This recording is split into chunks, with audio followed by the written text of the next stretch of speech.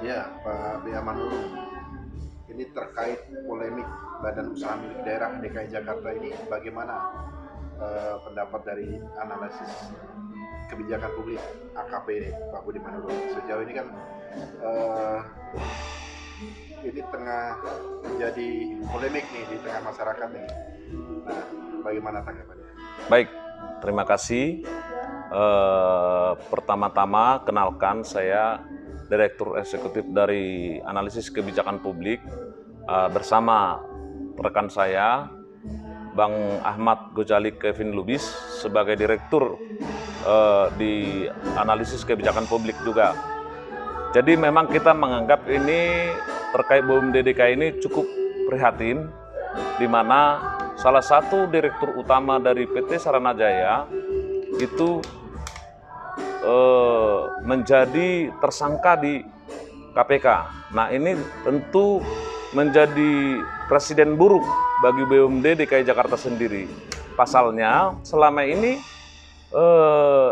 BUMD DKI Jakarta belum pernah kita dengar yang ditetapkan KPK sebagai tersangka oleh KPK.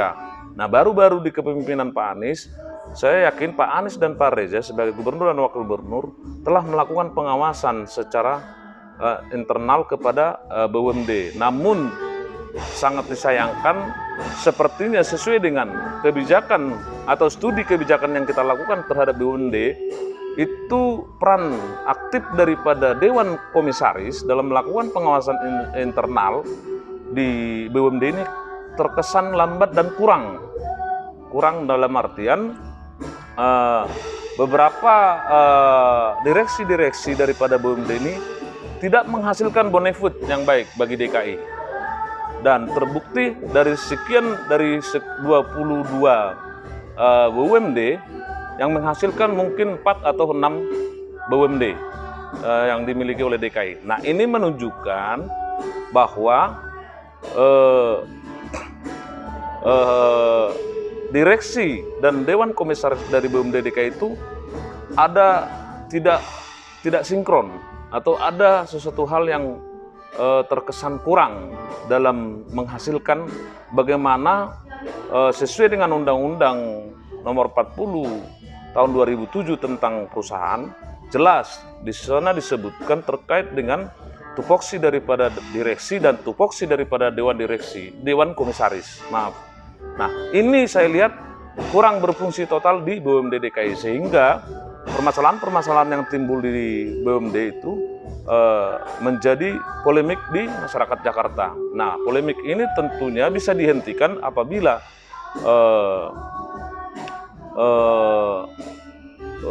gubernur dan wakil gubernur itu lebih mengintensifkan lagi pengawasan, sehingga ini bisa dikategorikan nanti akan menghasilkan benefit yang baik atau menghasilkan income yang baik untuk memasukkan keuangan Pemprov, dan juga tujuan utama untuk mensejahterakan masyarakat Jakarta pada umumnya.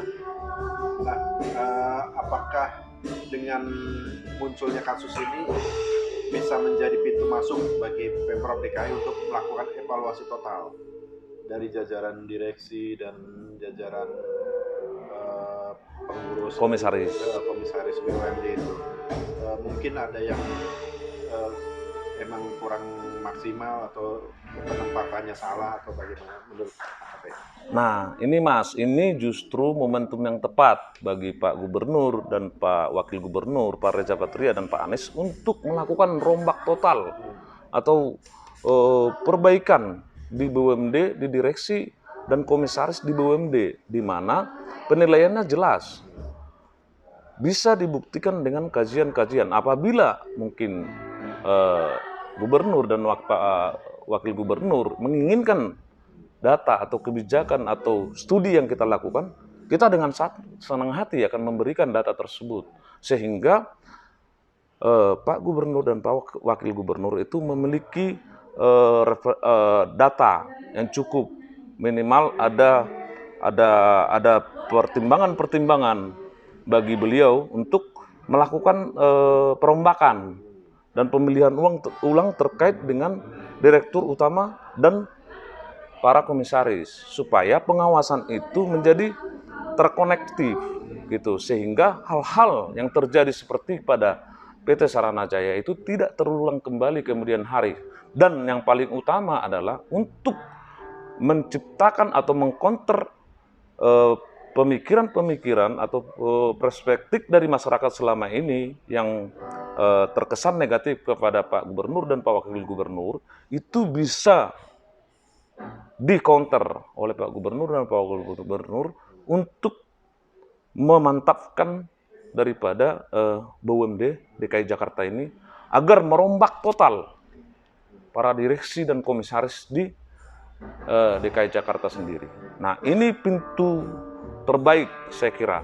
Ini momentum yang baik untuk Pak Gubernur dan Pak Wakil Gubernur Pak Reza Patria melakukan perombakan. Apakah selama ini dilakukan pengawasan? Tentu dilakukan pengawasan oleh Pak Gubernur dan Pak Wakil Gubernur. Hanya Dewan Komisaris sebagai pengawas ini kita katakan kurang pengawasan dan kurang transparan, kurang terbuka, sehingga kita tidak mengetahui apakah mereka melakukan pengawasan internal atau tidak. Kenapa bisa masalah ini bisa terjadi sampai ditetapkan oleh KPK sebagai tersangka salah satu direktur di BUMD kan? Nah, ini menjadi pertanyaan. Nah, kalau Pak Gubernur dan Pak Wakil Gubernur ingin hati untuk memberikan, terima kasih. Itu kira-kira dari kita, Mas. Iya, dari Pak Bea Manado, mungkin bisa disebutkan contoh-contoh sejumlah BUMD yang menurut AKP ini belum optimal. Baik, Mas. Seperti pengamatan atau studi kebijakan yang kita lakukan, kita konsen ke hampir seluruh BUMD. Namun yang pasti bisa kita berikan contoh kepada khalayak terkait kinerja yang tidak maksimal. Contoh misalnya Ancol, PT Ancol, lalu Jakpro, lalu Transjakarta. Kita tidak melihat income maksimal yang dihasilkan oleh BUMD ini daripada direksinya. Jadi memang direksi-direksi ini, terutama direktur utamanya, memang harus dirombak oleh Pak Gubernur dan dibuatkan setransparan mungkin terkait dengan hasil kinerja mereka, sehingga masyarakat Jakarta bisa mengetahui dengan terang benderang dan terbuka bahwa mereka memang menghasilkan income atau benefit yang baik untuk DKI Jakarta, sehingga layak untuk dipertahankan para direksi dan komisaris tersebut. Saya kira ini langkah yang tepat untuk Pak Gubernur dan Pak Wakil Gubernur, Pak Anies Baswedan dan Pak Reza Patria untuk melakukan perombakan kepada BUMD, direksi BUMD maupun komisaris yang tidak produktif, seperti yang saya sebutkan tadi, misalnya. Gitu dari saya, Mas. Terima kasih. Baik, untuk tambahan, saya kira Pak Gubernur dan Pak Wakil Gubernur sudah melakukan upaya yang baik untuk saat ini, menurut saya. Tapi memang masih perlu meningkatkan lebih maksimal lagi terkait produktivitas daripada BUMD DKI Jakarta kita, supaya bisa mensejahterakan masyarakat dan membuka transparansi kepada masyarakat, supaya masyarakat tidak berpikiran atau memiliki image yang negatif terhadap Pak Gubernur dan Pak Wakil Gubernur. Nah, contoh misalnya seperti kinerja yang dilakukan oleh Pak Menteri BUMN Erick Thohir. Dia mengatur sedemikian rupa badan usaha milik negara itu agar terkonektivitas dengan baik dan transparan, sehingga masyarakat bisa menilai apa dan di mana BUMN atau perusahaan-perusahaan yang tidak produktif kepada negara. Nah, ini terkonek. Nah, hal itu perlu ditiru atau dicontoh oleh Pak Gubernur sebagai langkah dan upaya untuk memperbaiki BUMD DKI Jakarta kita supaya lebih bagus dan lebih berproduktif ke depannya. Dan masyarakat Jakarta tentu lebih disejahterakan dengan adanya BUMD DKI. Intinya, janganlah para direksi maupun komisaris itu menjadi parasit bagi pemerintah DKI Jakarta. Kasihan juga pengelola Pemprov DKI Jakarta, dalam hal ini pimpinan daerah, untuk selalu membantu atau mengkonter daripada kinerja daripada BUMD kita yang tidak produktif itu. Nah, itu menurut saya yang dari saya, Mas, kiranya Pak Gubernur dan Pak Wakil Gubernur mencontoh apa yang dilakukan oleh Bapak Menteri BUMN Erick Thohir. Seperti itu dari saya, Mas. Terima kasih Pak Bea Mandoro.